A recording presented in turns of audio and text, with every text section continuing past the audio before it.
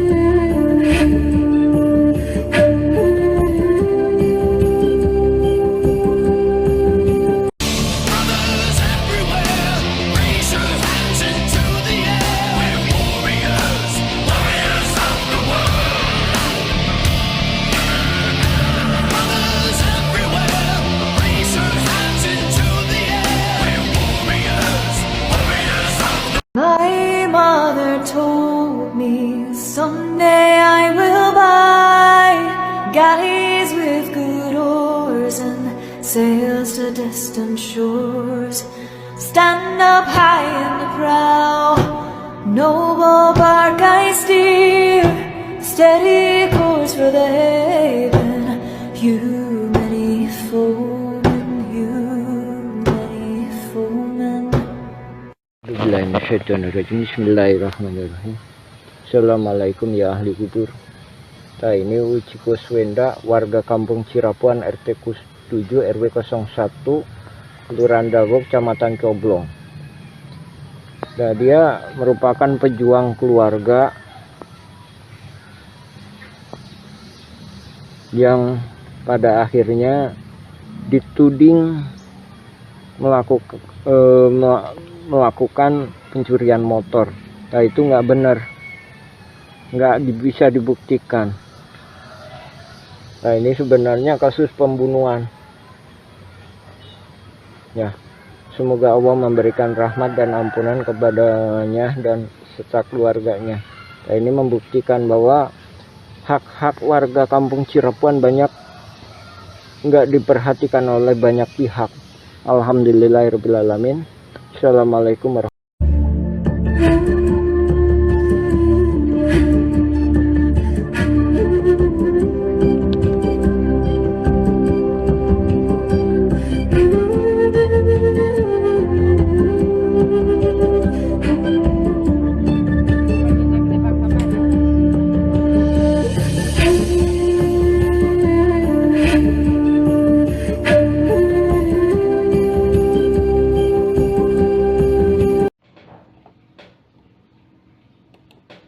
Keputusan pemerintah dalam mengatasi masalah konflik sering menjadi sorotan. Jangan sampai tidak memahami masalahnya, tapi sudah memberikan putusan. Koordinator Pertanahan Cirapuhan mengingatkan pentingnya mempelajari masalah terlebih dahulu. Contohnya, kasus polisi tembak polisi atau kasus Vina Cirebon. Kasus Cirapuhan Dago 2016 adalah contoh mafia tanah yang saling gugat. Warga Dago Elos dan Cirapuhan sejak lama diingatkan bahwa ini adalah kolusi saling gugat. Jika masalahnya saja tidak dipahami, tidak akan ada penyelesaian. Penting untuk merenungkan dan memahami masalah sebelum mengambil keputusan. Dengan begitu, putusan yang diambil akan lebih masuk akal dan efektif. Berikut adalah 3 film drama tragis penuh cinta dan pengkhianatan. Cinta negara dan pengkhianatan negara dan rakyat.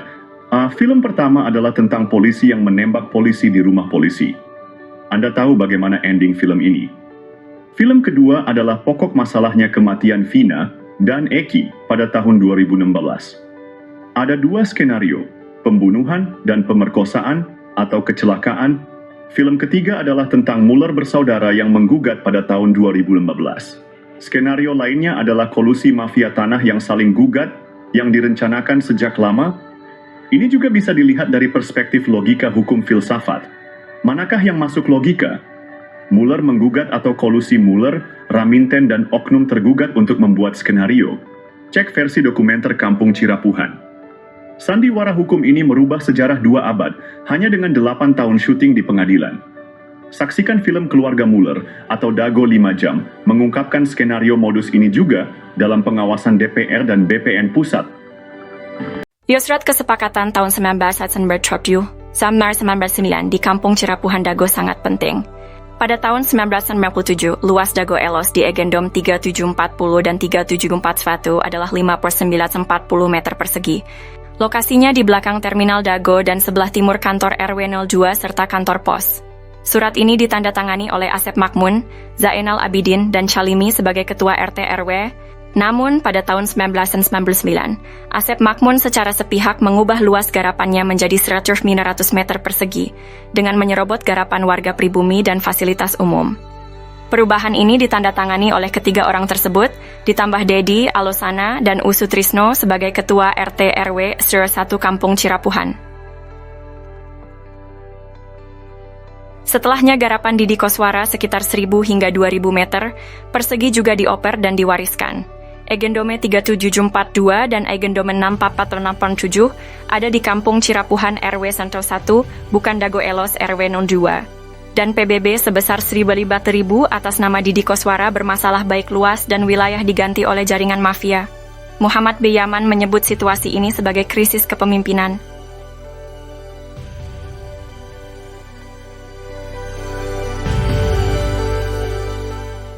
Kampung Cirapuhan pada tahun 2016 menjadi sorotan karena kasus saling gugat antar mafia tanah.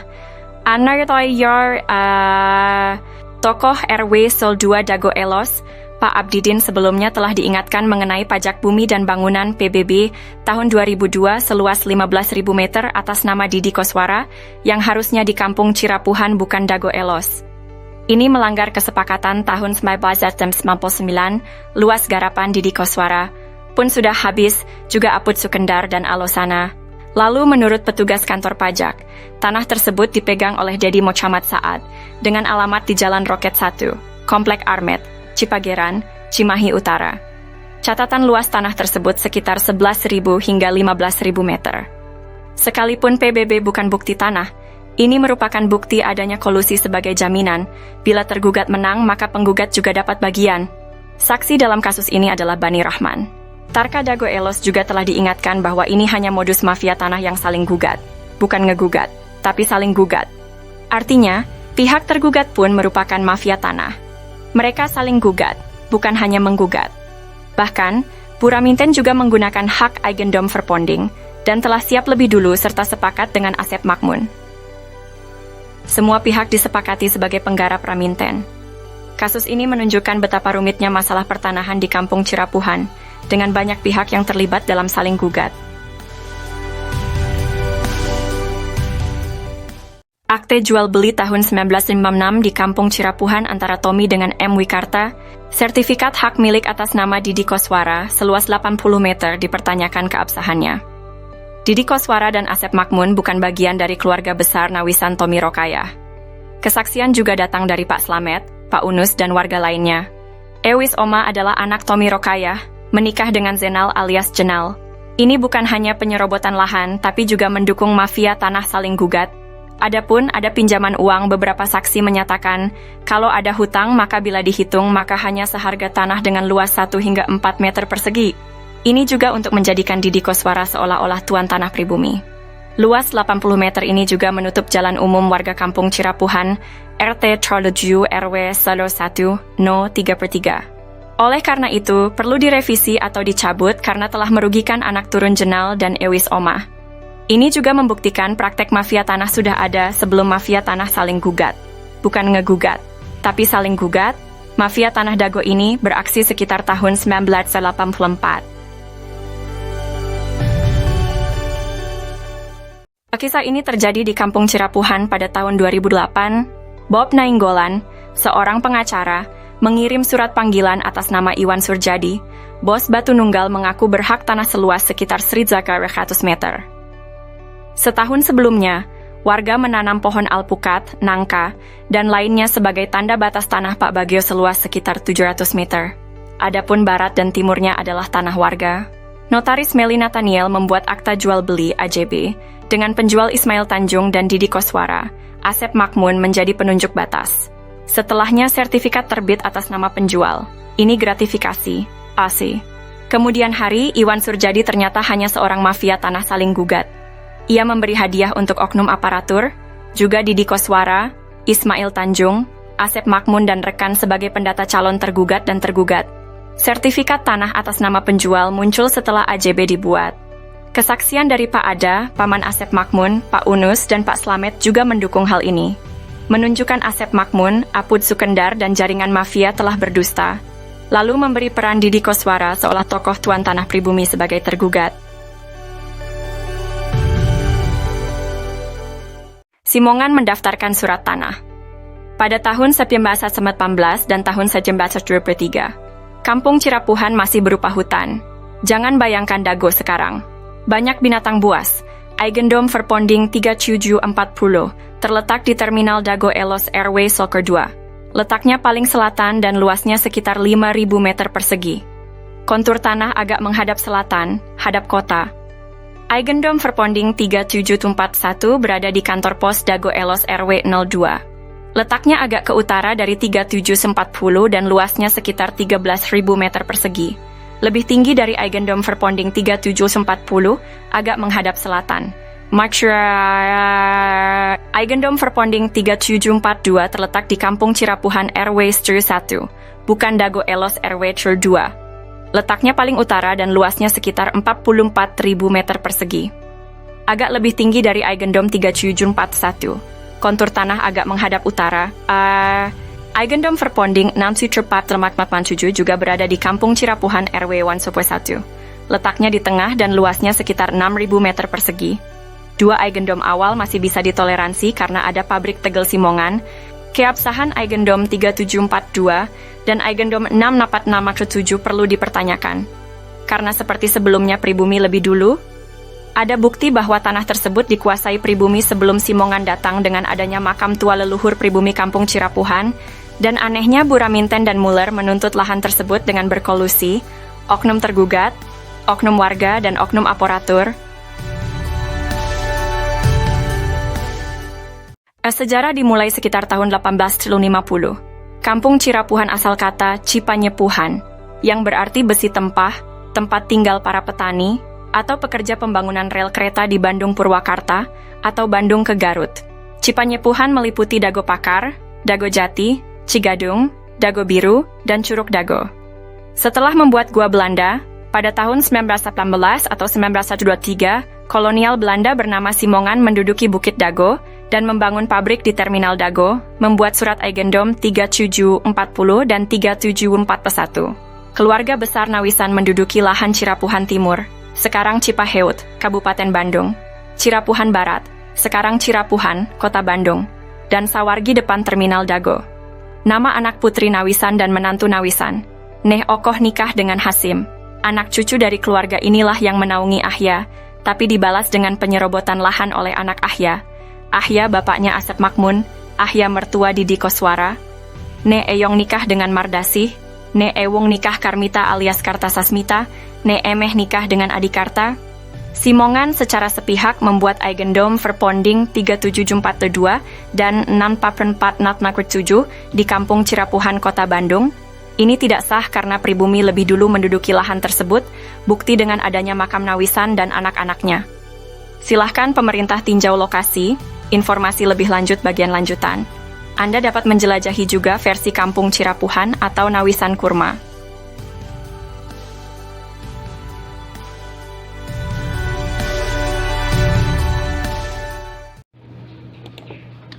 Info modus mafia Tanah Dago. Kami adalah Koordinator Pertanahan Kampung Cirapuhan, Bandung. Tes, nama saya Muhammad Basuki Yaman bin Sutrisno bin Tirto Harjo. Buyut adalah TNI Polri, bernama Matrawi. Modus jaringan mafia Tanah Dago mempunyai pola yang sama. Pertama, mereka mengumpulkan data target di Kampung Cirapuhan. Ini dimulai sejak tahun 1980-an. Kedua, mereka mempersiapkan pembentukan jaringan mafia tanah. Asep Makmun, Iwan Surjadi, dan oknum target lahan atau korban di Kampung Cirapuhan, Nawisan Kurma, dan tanah negara fasilitas umum. Korban-korbannya adalah Tommy Rokaya, Muhammad Basuki Yaman, Pak Bagio, warga pribumi lainnya. Fasilitas umum dan lahan negara juga menjadi korban. Mereka mulai beraksi dari target terkecil untuk mendapatkan target yang besar. Tetap waspada dan lindungi hak tanah Anda.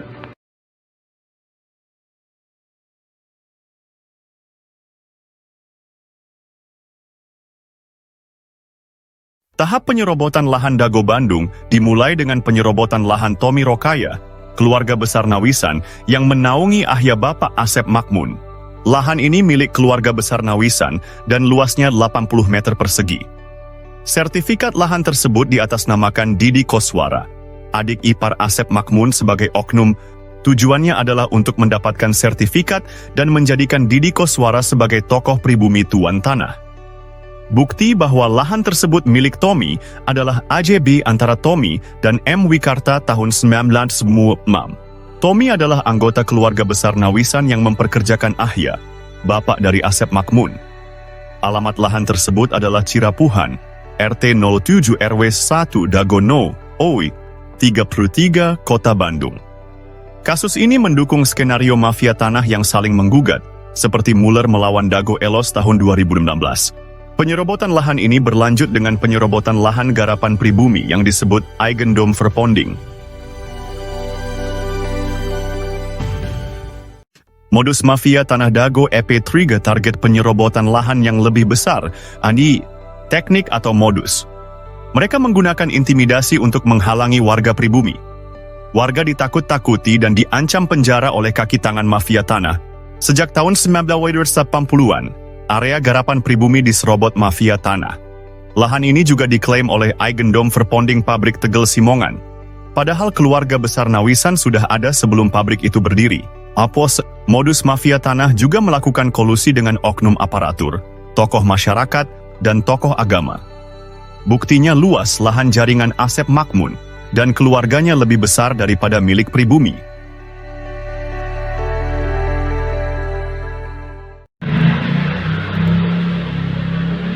Episode 4 dari Modus Mafia Tanah Dago mengungkap penipuan data tanah, Yomi Shimasis.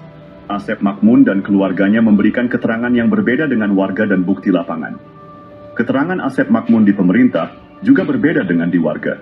Di pengadilan, Asep Makmun mengklaim tanah milik bapaknya. Padahal, bapaknya hanya pekerja di keluarga besar Nawisan. Asep Makmun juga mengaku diberi tanah oleh Pak Bagio.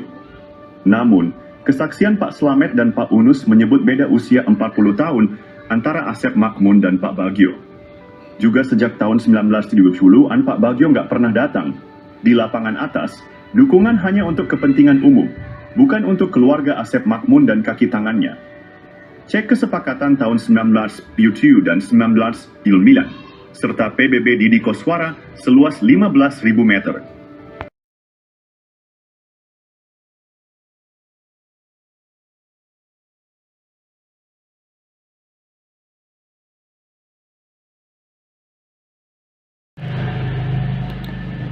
Berikut modus mafia Tanah Dago episode 5 versi Kampung Cirapuhan.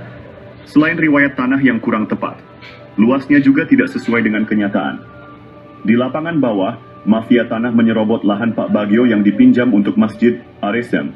Mereka juga menyerobot lahan garapan Muhammad B. Yaman dan warga lainnya. Mafia tanah berkolusi dengan Iwan Surjadi dari PT Batu Nunggal Indah. Mereka juga bekerja sama dengan oknum ketua RW Nis Jiwa Dago Elos, Ismail Tanjung, dan Aput Sukendar, oknum Erbamis Sor 1 Cirapuhan. Sertifikat di Cirapuhan nomor 33 juga bermasalah. Mereka menyerobot lahan pribumi dan jalan warga. Asep Makmun dan keluarganya bermasalah dengan banyak pihak. Warga pribumi tidak berani melawan karena diintimidasi oleh jaringan mafia Tanah Dago, Toyo. Episode 6 dari Modus Mafia Tanah Dago mengungkap jaringan mafia tanah yang menciptakan kekacauan. Mereka menekan penduduk asli dengan mencampurkan mereka dengan pendatang yang melakukan urbanisasi. Kaki tangan mafia tanah berusaha menguasai dan menyerobot lahan penduduk asli. Mafia tanah ini mengintimidasi dan menghalangi penduduk asli mendapatkan hak atas tanah mereka. Mereka juga memprovokasi antar keluarga penduduk asli, Ipui. Satu golongan didukung untuk menyerobot lahan saudaranya. Hal ini membuat batas dan riwayat tanah menjadi tidak jelas. Pendatang yang tidak ada kesepakatan malah mendapatkan tanah. Hubungan keluarga penduduk asli pun terputus. Mafia tanah berusaha menyembunyikan hubungan darah penduduk asli. Alhamdulillah, sekitar tahun 2010, kami temukan garis hubungan darah penduduk asli.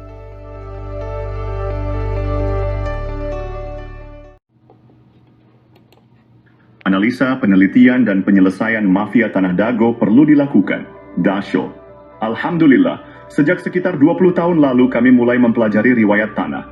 Kami juga mempelajari riwayat warga yang turun-temurun dan hal-hal terkait lainnya. Berbagai berkas dokumen negara dan berkas warga telah kami kumpulkan. Namun, beberapa dokumen hilang atau rusak karena rumah sering bocor. Kami memilah mana data atau keterangan yang dusta dan mana yang jujur, meski pahit diungkapkan. Ada yang bertanya siapa Muller bersaudara? Analisa, penelitian, dan penyelesaian mafia Tanah Dago perlu dilakukan. Kami mengetahui Muller dari langkah mendekati tanah dan Asep Makmun Cies. Kami melihat Muller dari cermin yang diperlihatkan oleh Asep Makmun dan jaringannya.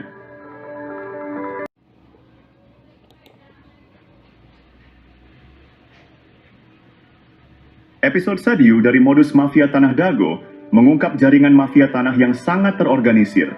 Mereka bekerja sama dengan berbagai oknum. Jaringan mafia ini melibatkan oknum aparatur, tokoh masyarakat, dan tokoh agama, mosi. Bahkan, sebagian orang yang menikah dengan penduduk asli diajak mengkhianati saudaranya. Mereka juga dibantu oleh oligarki atau pemodal, seperti Iwan Surjadi yang beralamat di Budi Asih nomor Shen, 25, Bandung. Dengan bantuan mereka, tanah penduduk asli dijual dengan harga di bawah standar. Bahkan, seringkali tidak ada ganti rugi sama sekali. Parahnya, mafia tanah ini bisa mendapatkan keuntungan berkali-kali dari satu objek. Contohnya, SHM Didi Koswara atau Iwan Surjadi yang awalnya pinjam dari Pak Bagio dan garapan warga, misalnya Pak Yaman, lalu dijual ke pamannya bernama Ada, kemudian dijual lagi ke Iwan Surjadi dan digarap oleh adik atau anak mantunya.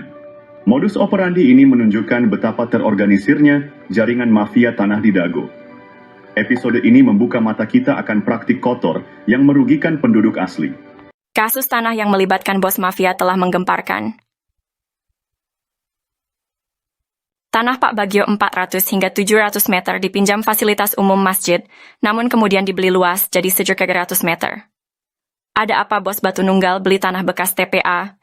Penyerobotan jadi hadiah 80 meter lalu 270 meter Didi Koswara untuk Ketua RW Sentul 2, Dago Elos Ismail Tanjung 8% 8M, bonus balik layar tergugat dan pendataan tergugat Ketua RW Sentul 2 Dago Elos Asep Makmun sebagai pembela Isidentil, Ketua RW Sentul 1 Cirapuhan Apud Sukendar dan oknum aparatur. Rupanya target 100 miliar hingga 1 triliun hingga tanah puluhan meter. Keluarga besar Pamenpati TNI dan Polri diserobot dan dilaporkan polisi tahun 2012. Sejak tahun 2007 sudah diberi tanda batas pohon alpukat dan sirsak, AIPAI. Bos mafia tanah Iwan Surjadi kebal hukum pada dana bansos tahun 2014. Pemerintah perlu membentuk tim independen untuk menyelidiki kasus sekarang merugikan warga kampung Cirapuhan dan negara 100 miliar hingga 1 triliun. Mafia tanah saling gugat Dago, bukan ngegugat, tapi saling gugat. Tonton film Keluarga Muller durasi 4 jam 40 m.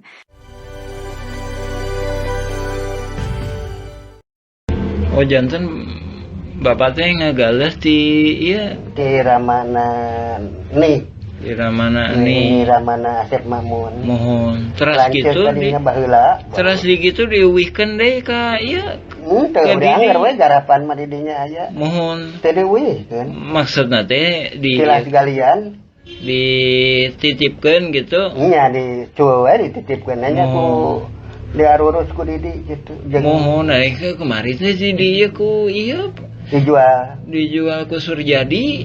Mohon. Eta oge masalah kasusna oge, luasna oge nyerobot nu sanesna deui.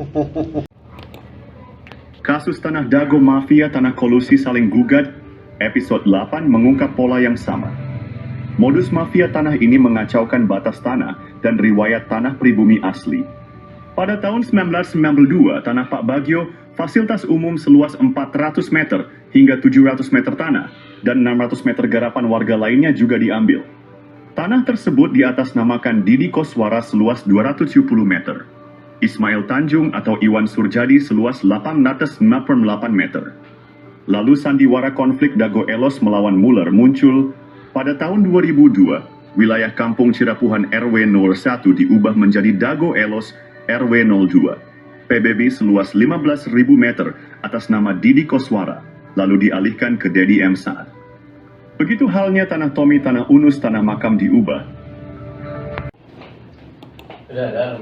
Berita terbaru tentang mafia tanah Dago Elos kembali mencuat melakukan gol bunuh diri. Episode 9 kali ini mengungkap modus operandi yang hampir sama.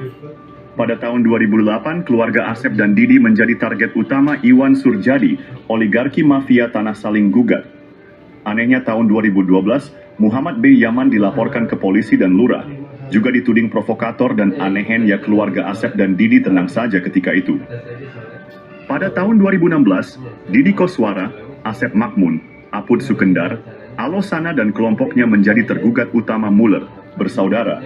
Anehnya tahun 2024, pengadilan, polisi, dan lembaga pemerintah yang sibuk, dan Muhammad B. Yaman juga jadi korban lagi.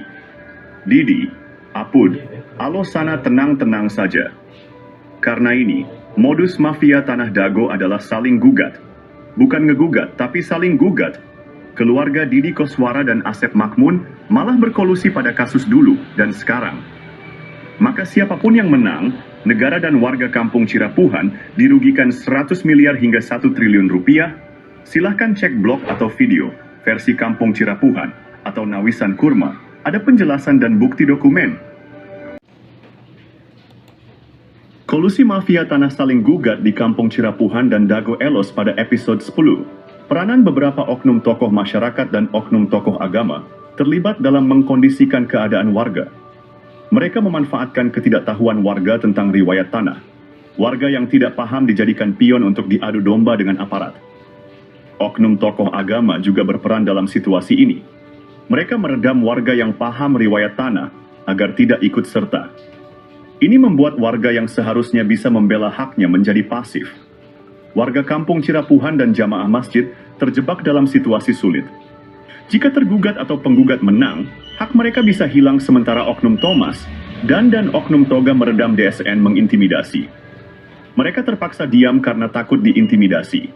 Sementara itu, jaringan mafia tanah tetap untung, siapapun yang menang. Silakan cek putusan pengadilan negeri, sesuaikan data tergugat dengan data warga yang tidak tergugat. Peran oknum tokoh masyarakat dan oknum tokoh agama bantu oligarki dan oknum aparatur praktik mafia Dago berlangsung sekitar 40 tahun ini sangat merugikan warga dan negara. Silakan Anda renungkan manakah yang masuk logika gugatan Muller atau kolusi Muller dengan para tergugat. Cek blog atau video versi Kampung Cirapuhan untuk penjelasan dan bukti dokumen. Kalau cinta sudah dibuang, jangan harap keadilan akan datang. Kesedihan hanya tontonan bagi mereka yang diperkuda. Ini parah. Kowe nak sapa? Loh, Bapak kan yang lawan arah. Kok ada jagoan yang kene? Loh, bukan Pak, Bapak kan yang lawan arah. Kenapa Bapak yang marah? Kamu nggak tahu saya ya? Saya lurah di sini tahu. Loh, Bapak yang lurah justru harusnya lebih tahu aturan.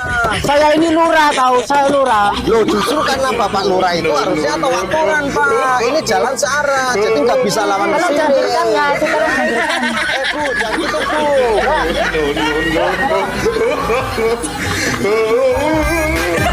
Bisa kan ini macam-macam. Tahu saya enggak kamu? Saya nggak perlu tahu, Pak.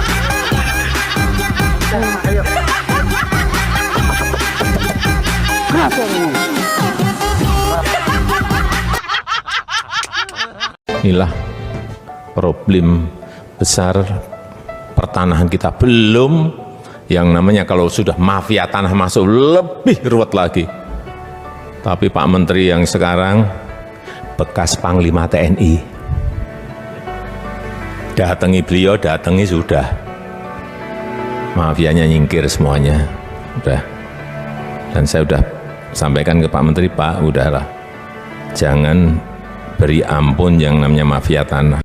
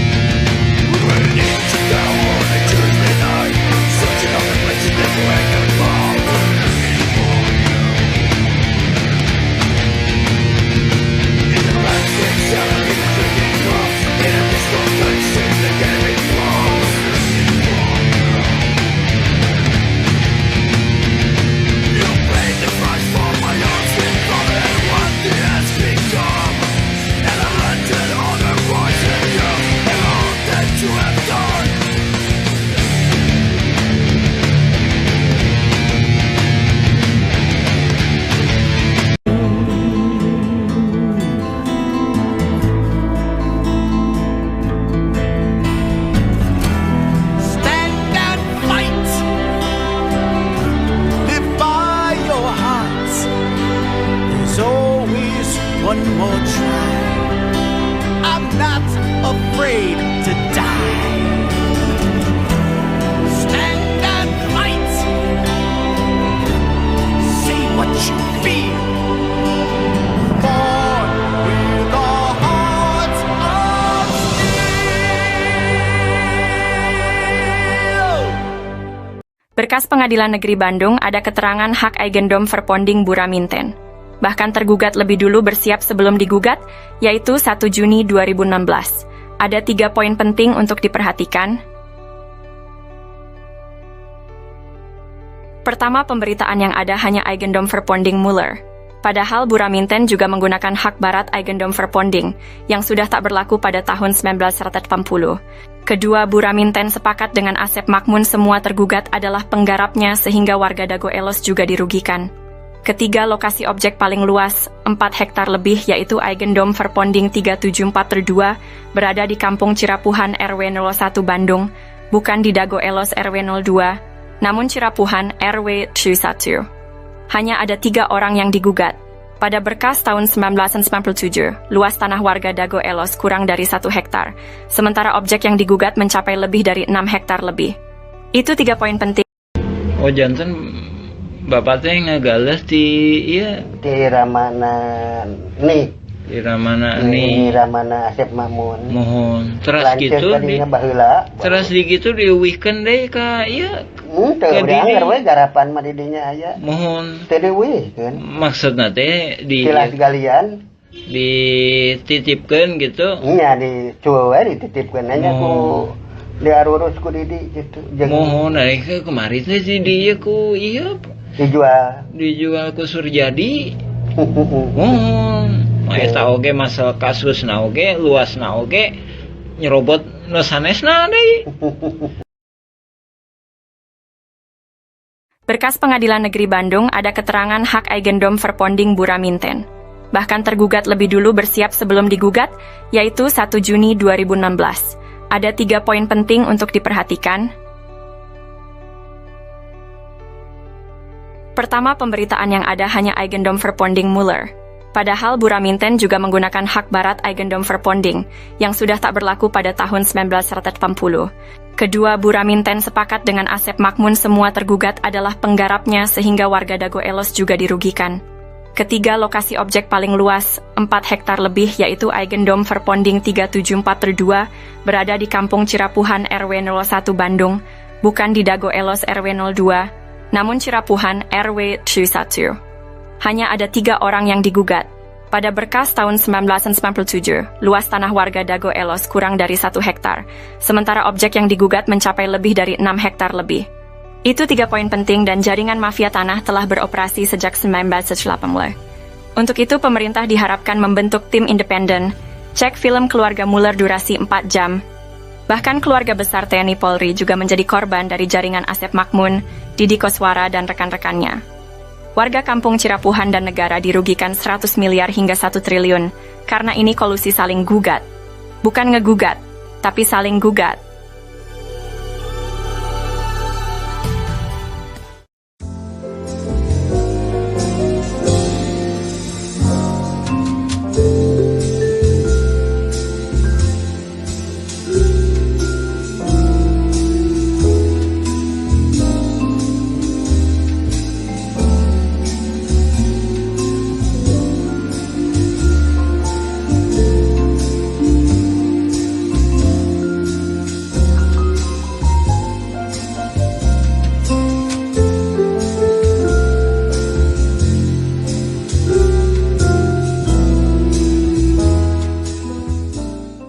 Sengketa lahan di Tanah Dago merupakan modus mafia tanah yang saling gugat di pengadilan jaringan Asep Makmun dan Didi Koswara beserta kaki tangannya. Pihak ini saling berkolusi dengan menggunakan hak barat, pihak tergugat dengan Eigendom Verponding Buraminten, dan pihak penggugat dengan Eigendom Verponding Muller bersaudara. Modus ini melibatkan jaringan Asep Makmun Cies sejak tahun 1980-an. Untuk mencegah penipuan oleh mafia Tanah Dago, maka perlu diperiksa juga oknum warga dan oknum aparatur negara dalam menangani sengketa lahan ini secara adil dan transparan. Pemerintah perlu membentuk tim independen karena praktik mafia tanah ini sejak sekitar 1980-an, diharapkan keputusan yang diambil tidak akan merugikan warga kampung Cirapuhan dan negara. Apabila tergugat menang, mafia Tanah Dago memperoleh tanah sekitar 1 hektar. Namun jika penggugat menang, mereka dapat memperoleh 6 hektar. Banyak informasi beredar hanya bersumber dari jaringan Asep Makmun, sekalipun Muller jadi tersangka. Jaringan Muller bersaudara itu juga jaringan Asep Makmun. Dampak dari sengketa ini sangat besar, dengan kerugian yang mencapai 100 miliar hingga 1 triliun bagi warga kampung Cirapuhan dan negara. Cek info blog atau video tentang konflik Dago Elos versi kampung Cirapuhan atau versi Nawisan Kurma.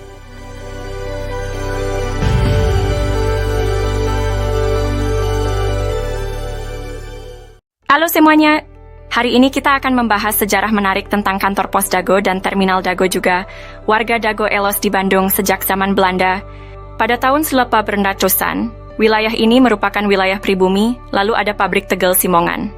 Pada tahun 1918 atau 1923 di Eigendom Verponding 3740 dan 3741. Setelah kemerdekaan Indonesia, sekitar tahun 1970-an, dibangunlah kantor pos dan terminal Dago. Pada tahun 1984, warga Dago Elos RW 02 diberi lahan di belakang terminal Dago dan belakang pasar Inpres atau kantor pos. Pribumi Dago Elos adalah keluarga leluhurnya Jana, seorang kuli panggul. Namun sayangnya jaringan mafia tanah mulai menyerobot fasilitas umum di sekitar terminal Dago dan kantor pos. Maka ini merugikan warga dan negara 100 miliar hingga 1 triliun. Untuk itu, diharapkan pemerintah membentuk tim independen untuk mengungkap jaringan mafia Tanah Dago yang merugikan warga dan negara. Semoga masalah ini segera terselesaikan. Untuk info, silahkan cek blog atau video versi Kampung Cirapuhan atau Nawisan Kurma. Terima kasih.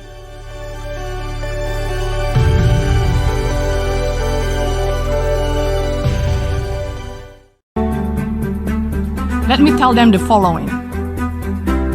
To do what is right is to respect the principles of non-interference in the domestic affairs of other countries. Dramatisasi sidang sengketa Tanah Dago. Siapapun yang menang, warga tetap jadi korban. Assalamualaikum warahmatullahi wabarakatuh. Halo, saat ini saya sedang berada di wilayah Dago. Masih ingat dengan konflik sengketa tanah Dago Elos? Ternyata, konflik sengketa tanah Dago Elos merupakan dramatisasi yang sengaja dilakukan oleh beberapa oknum warga yang ternyata sejak awal sengaja dibuat sebuah skenario untuk saling menggugat. Konspirasi ini dilakukan untuk membodoh-bodohi warga Dan pada akhirnya, warga masyarakatlah yang dirugikan. Berikut ini merupakan sepak terjang dari oknum warga yang merupakan mafia tanah. Diceritakan oleh seorang tokoh masyarakat, yaitu Muhammad di Yaman. Buka channel ini untuk melihat video lengkapnya. A'udzubillahi minasyaitonirrajim. Bismillahirrahmanirrahim. Assalamualaikum warahmatullahi wabarakatuh. Kita mengulas mengenai pernyataan kami yang mana kami menyatakan bahwa konflik Dagoelos adalah mafia tanah saling gugat.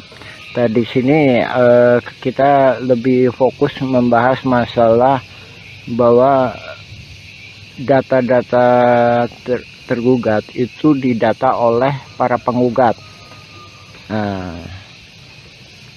Yang mana kita sendiri juga menyaksikan sekitar tahun 2008 hingga 2014 atau 2015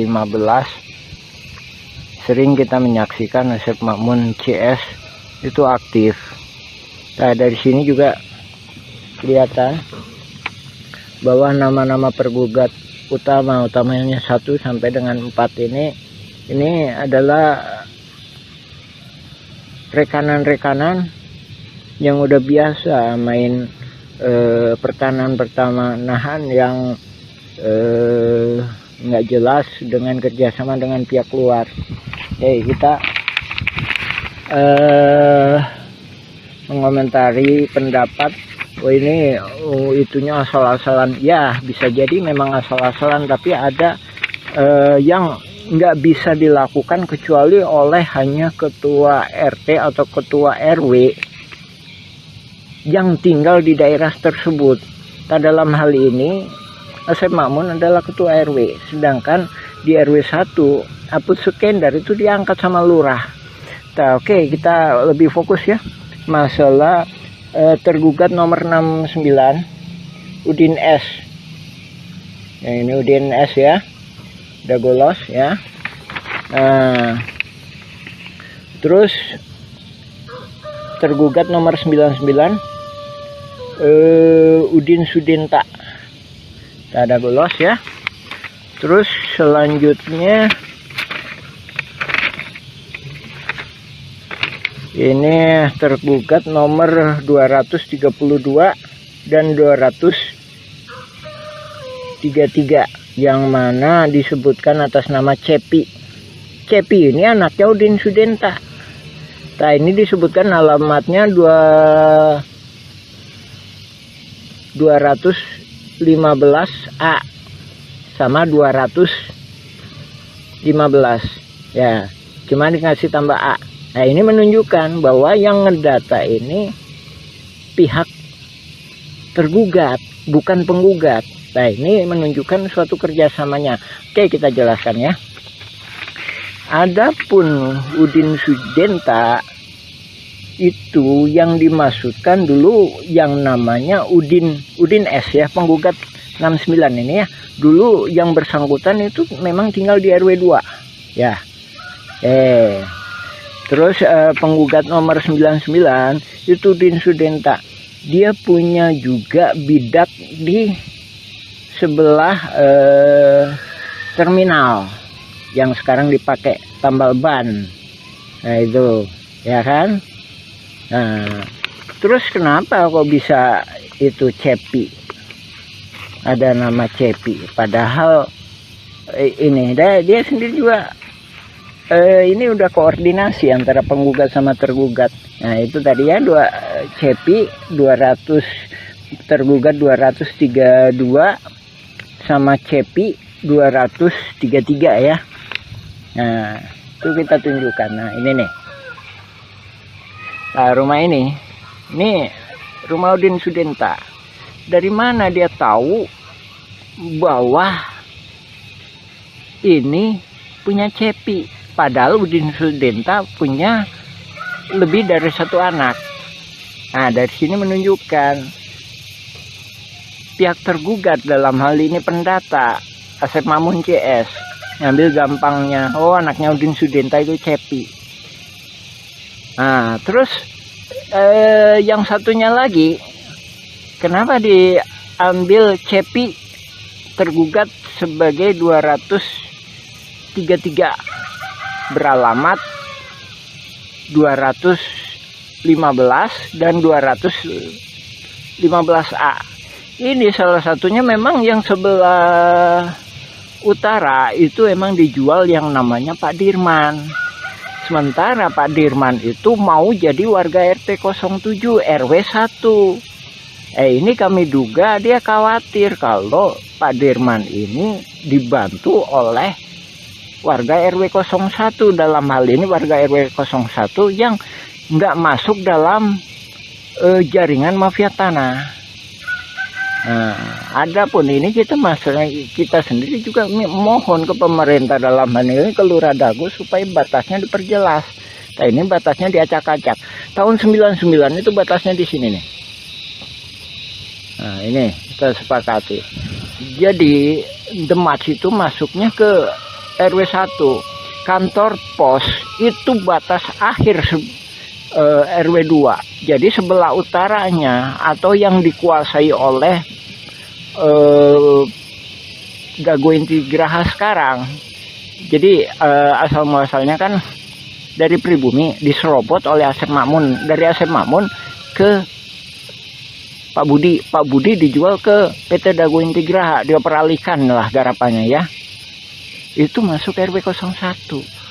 Nah, oke, diperjelas lagi ya. Jadi balik ke poin awal. Jadi ini tadi masalah Cepi atau keluarga Pak Udin itu menunjukkan bahwa detail seperti itu hanya bisa dilakukan oleh orang-orang dalam hal ini tergugat itu sebagai ketua RW, otomatis bisa dia melakukan pendataan, apalagi dia punya data di keadministrasian, apalagi juga Aput Sukendar sebagai ketua RW 1 ikut serta terlibat di dalam jaringan mafia tanah ini, yang mana Pak Aput sendiri bukan calon ketua RW tapi diangkat sama Lurah Dago sebagai ketua RW ketika masa pendataan. Ya itu ya. Lagi ya itu ya salah satu, ini cuma salah satu uraian kami mengenai itu tadi ya, mengenai dugaan kuat bahwa yang melakukan pendataan adalah pihak tergugat.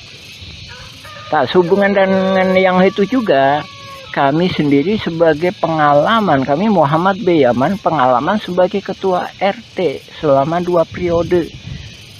Jadi seandainya kami disuruh ngedata para tergugat seperti ini, juga kemungkinan kami nggak sanggup. Masalahnya bukan warga kami. Dalam artian para tergugat mesti sadar didata ini, didata untuk apa? Tak sementara dalam kasus konflik Dago Elos FS ahli waris Muller itu para tergugat itu nggak paham. Nah di sini korelasinya ya Pak ya, Ibu, Bapak, alhamdulillah. Silakan cek informasi dari kami, baca blog kami Nawisan Kurma atau YouTube Nawisan Kurma, silakan mengenai keterangan kami lainnya. Ya demikian, assalamualaikum warahmatullahi wabarakatuh. A'udzubillahi minasyaitonirrajim. Bismillahirrahmanirrahim. Alhamdulillahilladzi khalaqas samawati wal ard. Asyhadu an la ilaha illallah wa asyhadu anna Muhammadan abduhu wa rasuluhu. Allahumma shalli ala Muhammad wa ala Muhammad kama shallaita ala Ibrahim wa ala Ibrahim. Barik ala Muhammad wa ala Muhammad kama barakta ala Ibrahim wa ala Ibrahim fil alamin innaka Hamidum Majid. Alhamdulillahirabbil alamin. Tanggal 7 Mei kemarin perwakilan dari Presiden Republik Indonesia Bapak Jokowi alhamdulillah sangat cerdas sekali melakukan kebijakan solusi menangani mafia saling gugat di konflik Dago Elos FS ahli waris Muller. Nah ini memberi kesempatan kepada warga kampung Cirapuan untuk meneruskan pembuatan film dokumenter. Nah ini kita menindaklanjuti ini ya, pokok bahasan kemarin masalah bahwa pihak tergugatlah yang melakukan pendataan calon-calon tergugat. Dan dari sini juga membuktikan bahwa ini saling berkolusi ya. Kemarin juga ada saya sampaikan bahwa tergugat nomor 69 Udin S, bahwa ini satu keluarga ya. Tergugat nomor 69. Habis itu nomor 99 Udin Sudenta ya, ini sama aja ini ya, satu keluarga ini ya. Ini cuma orang pribumi, orang yang maksudnya orang yang di situ yang bisa menjelaskan. Nah ini ya, yang membuktikan bahwa pihak tergugat lah yang melakukan pendataan. 69, 99. Selanjutnya ini, nah ini anaknya Udin S atau Udin Sudenta nomor 232 atas nama Cepi 233. Nah ini yang dijual ke Pak Dirman tapi tetap di atas namakan Cepi. Nah, ya kan? 1, 2, 3, 4, udah 4 ya. 4. Nah, 4. Nah, ini juga membuktikan. Tuh 5 Udin S. Jadi ini satu keluarga. Saya jelaskan. Jadi ini yang pertama itu bisa jadi yang di RW 2 atas nama Yani itu. Yani itu putrinya Udin S. Terus kan 5 kan? Yani. Terus 5, 6 ya? 6 ya? 6. Itu tadi ya, tergugat nomor 69 1. Ini atas nama Yani, sekarang ditempati oleh Yani. Udin ST udah almarhum ya. Nah, terus ini Udin Sudenta. Nah, ini Udin Sudenta ini punya tempat juga di sebenarnya RT 07 RW 1 ya. Nah, ini jadi ada dua. Oke ya, 2 kan. Terus kemudian atas nama Cepi itu anaknya Udin ya. Cepi itu anaknya Udin Sudenta yang nomor 2 ini 232 sama 233. Nah, ini yang di RT 7 itu ada 2 ini. Kenapa ini ada di atas namakan Cepi? Masih ada anaknya putra, masih terkait dengan putranya Udin S atau Udin Sudenta. Karena ini dijual ke Pak Dirman. Ini sebenarnya lokasinya di RT 07 RW 1 ya, RW 1. Nah, alhamdulillah ini saya menyambut baik. Jadi Bapak Presiden Pak Jokowi melalui stafnya sangat cerdas dengan tidak mau melibatkan warga Kampung Cirapuan. Masalahnya yang membuat masalah kan mafia saling gugat ya mereka, yang menyelesaikan ya memang harusnya mereka. Itu kalau kita ditanya Mueller penipuannya di mana? Kita nggak bisa menunjukkan, kecuali menunjukkan lewat oknum-oknum kaitannya dengan oknum-oknum. Itu tadi kan. Lagi ya, 69 tergugat 69, 99, 232, 233. Kan? Habis itu 301. Nah, ini kami berjelaskan. 1 ditempati Yani putranya Udin Sudenta. Terus kedua di RT 7 itu ada 2. Yang satunya dipakai si Cepi, anaknya Udin S. Yang kedua dijual ke Pak Dirman, dioper aligalapkan kah ke Pak Dirman, tapi tetap atas nama Cepi. Terus ada lagi di terminal Dago. Itu ada 2, 1 buat warung kopi, kedua bikin tambal ban. Nah, itu membuktikan ya bahwa ini nggak akan mungkin kalau yang melakukannya pihak penggugat yang notabene nggak paham betul area sekitar sini, ya. Ya, alhamdulillah kita menghormati kebijakan Bapak Presiden. Kita juga udah nulis nih, Bapak Panglima Perang Tertinggi Republik Indonesia, nih nomor suratnya. Ini total berkasnya beratnya lebih kurang 2,7 kilo. Adapun yang kita kirim surat ke DPR Pusat beratnya 3 kilo.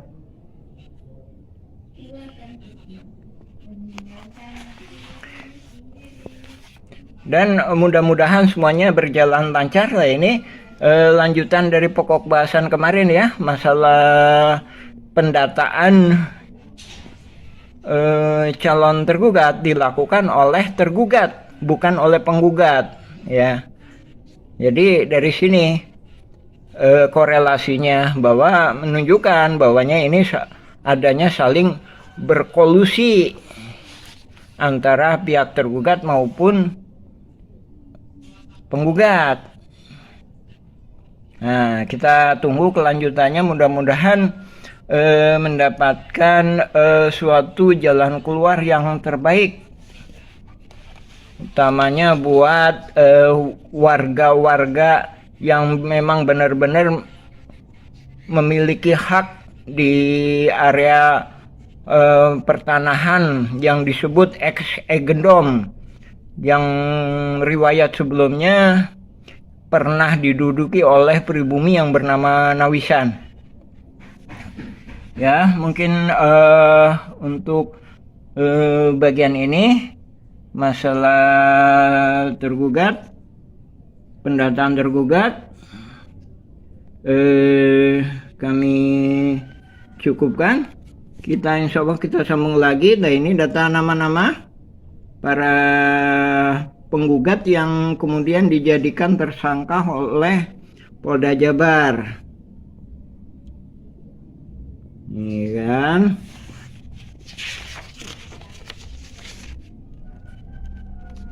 Ini berkas pengadilan negeri.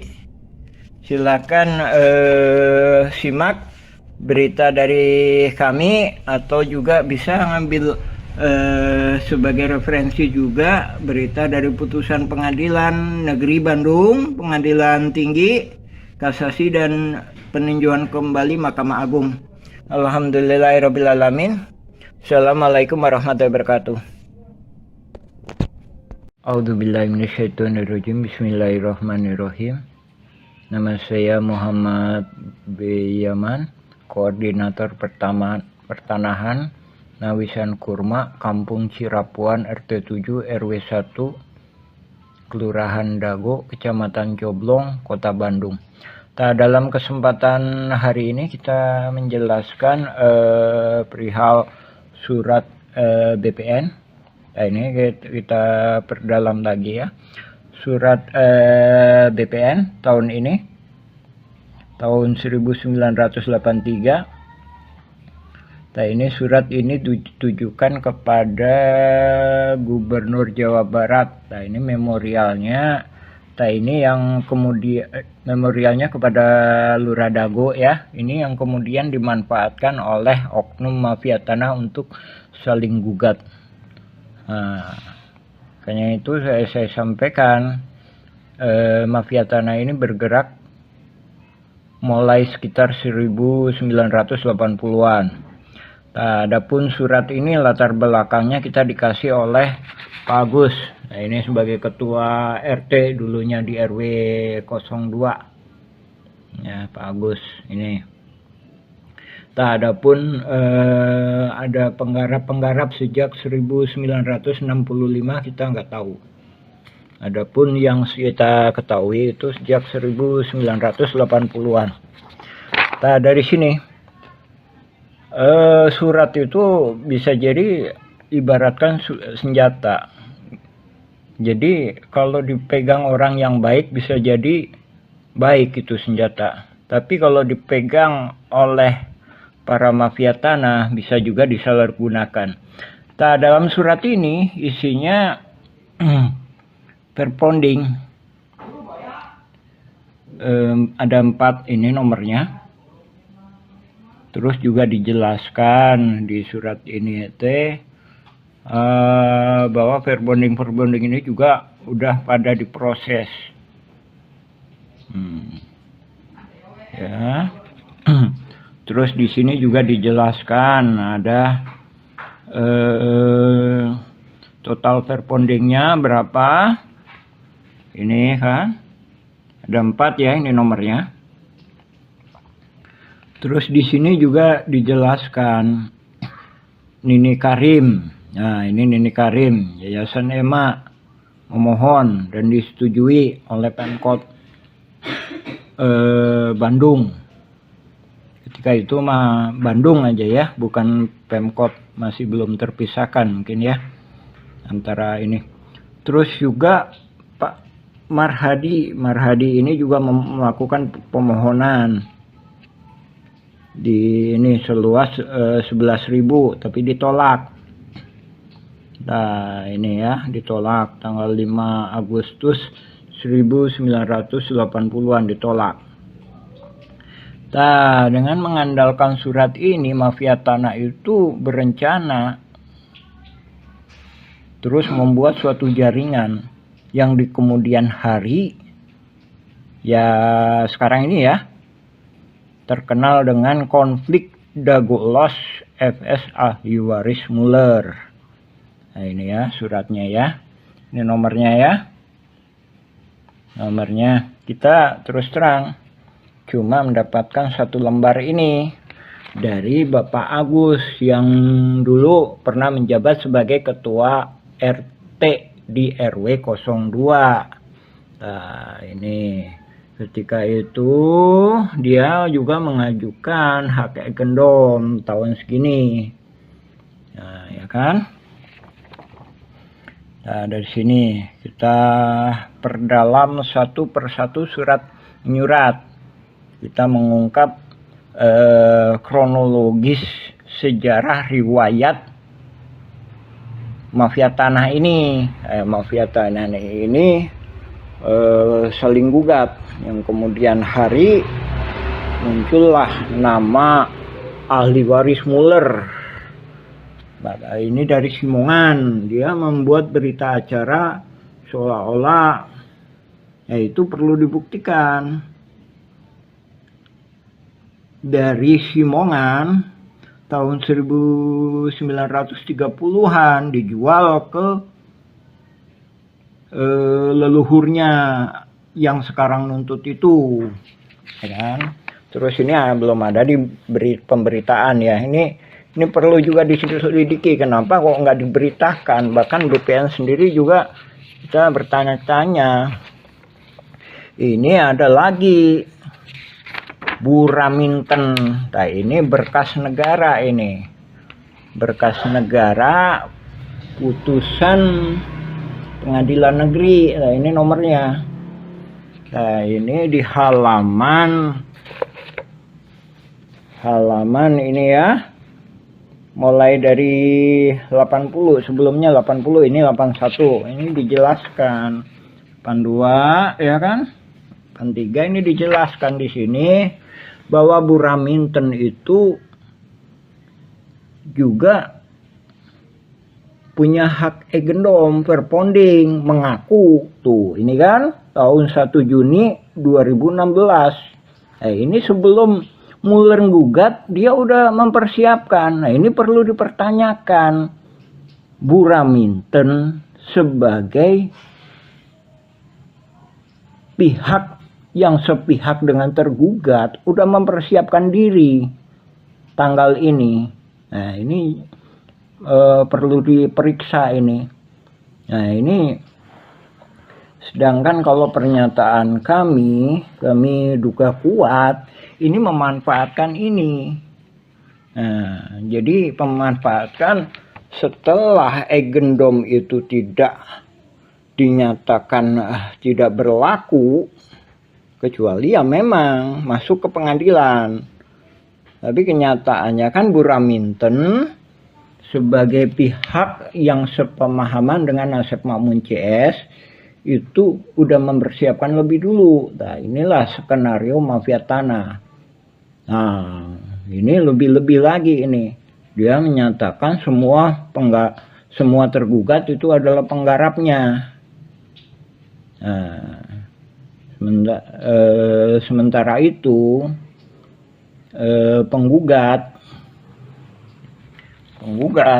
itu agendomnya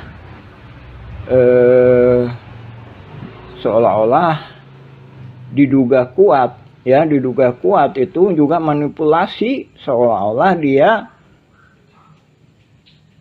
leluhurnya itu udah membeli dari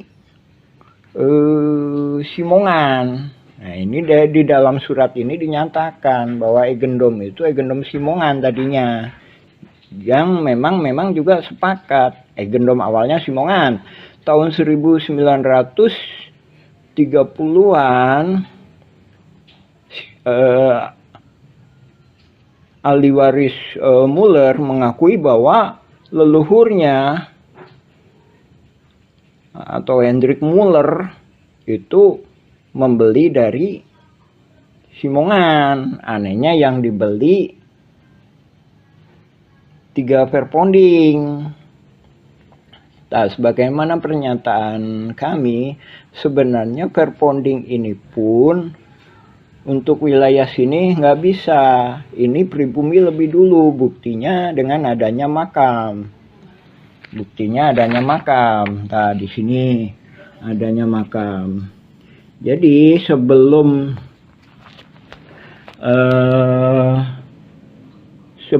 ini pun, sebelum Simongan datang pun tahun 1900-an, itu pribumi di sini, di daerah PMI sini PMI ini.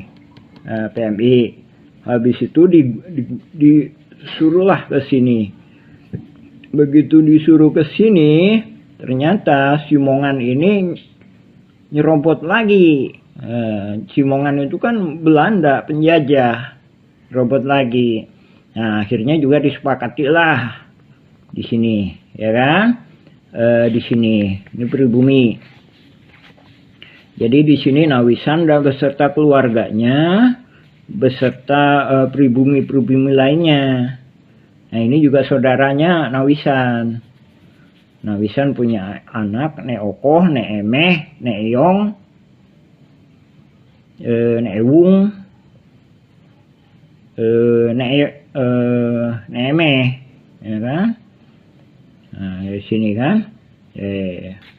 Nah, dari sini juga udah ada pertentangan. Setelah Indonesia merdeka pun direbut kembali pribumi beserta tentara keamanan rakyat dan juga pemerintahan Indonesia.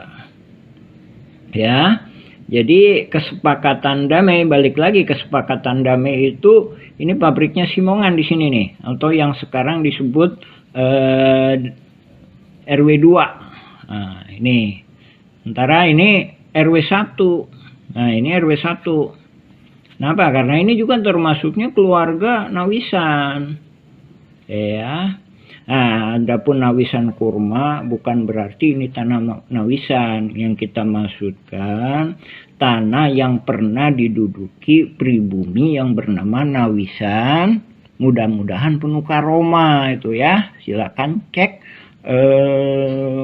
video dan blog-blog kami Nawisan Kurma atau Dago Elos versi Kampung Cirapuan.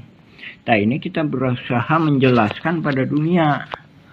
Nah, ini adanya gugatan Muller ini udah merubah sejarah ini. Merubah sejarah. Nah, ini Asep Makmun sendiri katanya dari Nini Karim. Sebenarnya juga dia nggak jelas.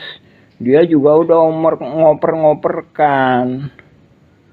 Bahkan kedatangan Asep Makmun sendiri itu diajak sama bapaknya tahun 1960-an. diajak kerja. Jadi bapaknya sendiri bernama Ahya itu numpang. Didi Koswara itu nikah dengan Eni. Eni itu anaknya Ahya, bapaknya Asep Makmun. Jadi juga numpang gitu. Jadi kesepakatannya bukan pemilik tapi numpang gitu. Adapun menggunakan hek gendom ini, jadi hek gendom ini warga pribumi Cirepuan sendiri menyepakatinya bahwa ini memang bagus untuk sebagai petunjuk lokasi. Adapun untuk hak itu nggak bisa ya.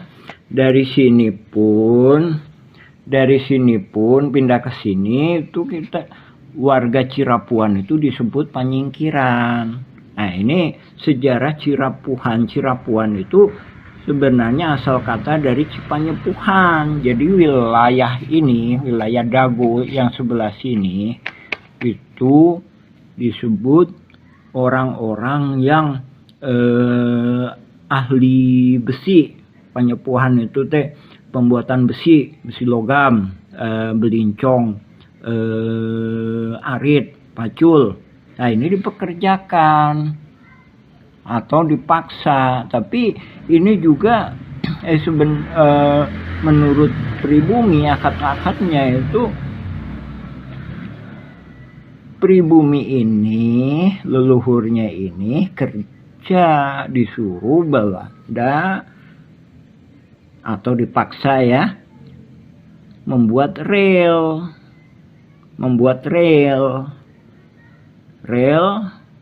dari Bandung ke Purwakarta atau dari Bandung ke timur atau dari Bandung ke selatan, Padalarang ke barat dan sekitarnya. Selain itu pribumi Cirapuhan ini berkebun. Di sinilah berkebun PMI ini. Kemudian digusur ke sini.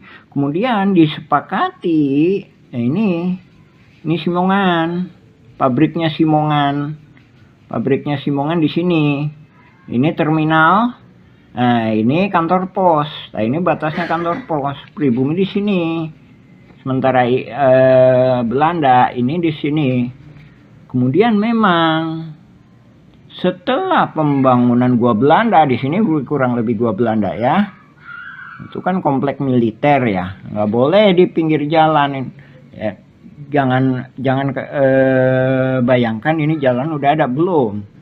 Nah, tahun 1910-an ini masih istilahnya jalan rahasia lah, masalahnya ini komplek militer ya.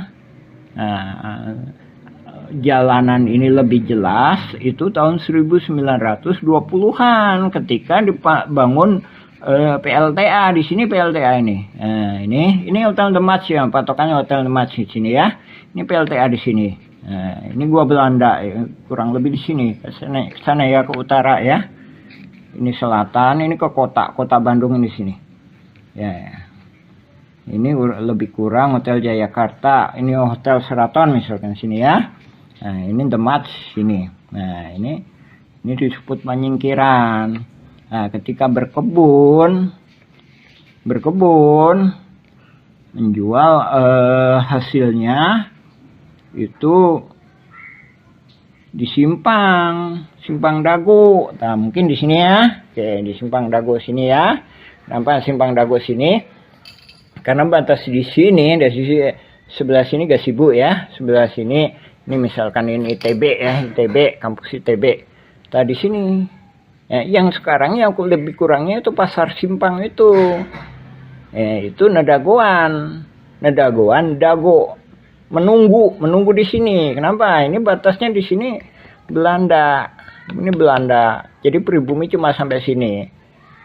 Balik lagi ke sini ya, tapi namanya penjajah juga udah diituin di sini, nggak mau, dia juga disuruh naik lagi ke atas lagi, akhirnya di sini kan. Oke, Simongan mendirikan pabrik di sini. Simongan mendirikan pabrik di sini. Nah, ini jangan bayangkan seperti saat ini masih ada jalan. Enggak, ketika itu 1900-an masih banyak binatang buas. Bahkan ini juga masih banyak bambu-bambu dan pepohonan. Nah, Simongan mendirikan pabrik di sini.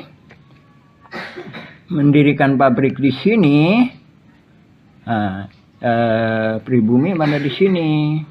Nah, Nawisan itu bersama saudaranya dan atau temannya. Kemudian di sini, nah ini leluhurnya Bu Iyos itu, Bu Iyos misalkan. Nah ini Intar Juwanta itu di sini, Cirapuan Timur ini. Nah, ingat ya, Cipanyepuhan. Jadi Cipanyepuhan itu boleh dikata tempat pembuatan besi tempak.